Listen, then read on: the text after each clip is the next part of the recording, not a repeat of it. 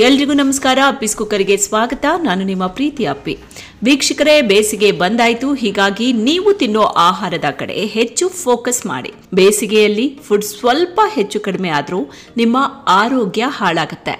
ತಜ್ಞರ ಪ್ರಕಾರ ನೀವು ಬೇಸಿಗೆಯಲ್ಲಿ ಕೆಲವೊಂದು ಆಹಾರಗಳಿಂದ ದೂರ ಇದ್ರೇನೆ ಒಳ್ಳೆಯದು.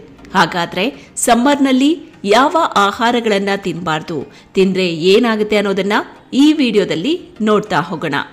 ನಂಬರ್ 1, ನಾನ್ ವೆಜ್ ತಿಂತೀರಾ? ಹಾಗಾದ್ರೆ ಹುಷಾರು. ಮೀನು, ಮಾಂಸ ಮತ್ತೆ ಕೋಳಿ ತಿನ್ನೋದಕ್ಕೆ ತುಂಬಾ ಟೇಸ್ಟಿ ಆಗಿರುತ್ತೆ.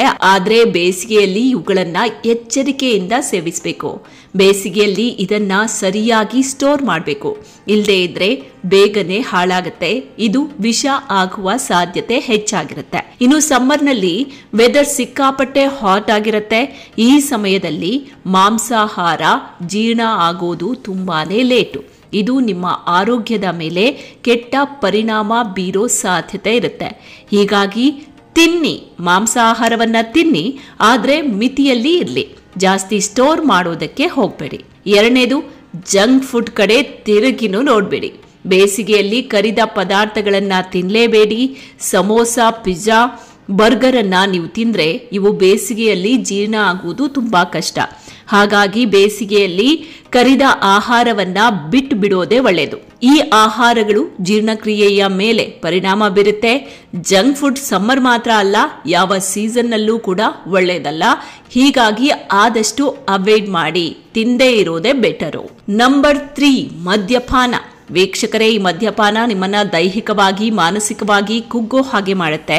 ಇದು ದೇಹದ ಉಷ್ಣತೆಯನ್ನ ನಿಯಂತ್ರಿಸುವ ಹೈಪೋಥಾಲಮಸ್ ಗ್ರಂಥಿಯ ಕೆಲಸವನ್ನ ನಿಧಾನಗೊಳಿಸುತ್ತೆ. ಮದ್ಯಪಾನ ಅತಿಯಾದ ಮೂತ್ರ ವಿಸರ್ಜನೆಗೆ ಕಾರಣ ಆಗುತ್ತೆ. ಇದು ದೇಹದಲ್ಲಿ ನಿರ್ಜಲೀಕರಣಕ್ಕೆ ಕಾರಣ ಆಗುತ್ತೆ. ಹೀಗಾಗಿ ಎಚ್ಚರ.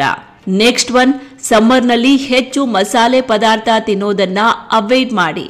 ಏಲಕ್ಕಿ, ಕರಿಮೆಣಸು, ಶುಂಠಿ, ಜೀರಿಗೆ, ಬೆಳ್ಳುಳ್ಳಿ ಮತ್ತು ಸಾಸಿವೆಯಂತಹ ಮಸಾಲೆಗಳನ್ನ ಹೆಚ್ಚಿನ ಪ್ರಮಾಣದಲ್ಲಿ ಸೇವಿಸೋದ್ರಿಂದ ದೇಹದ ಚಯಾಪಚಯ ಕ್ರಿಯೆ ಹೆಚ್ಚಾಗುತ್ತೆ. ಇದರಿಂದ ದೇಹದೊಳಗಿನ ಶಾಖ ಹೆಚ್ಚಾಗುತ್ತೆ.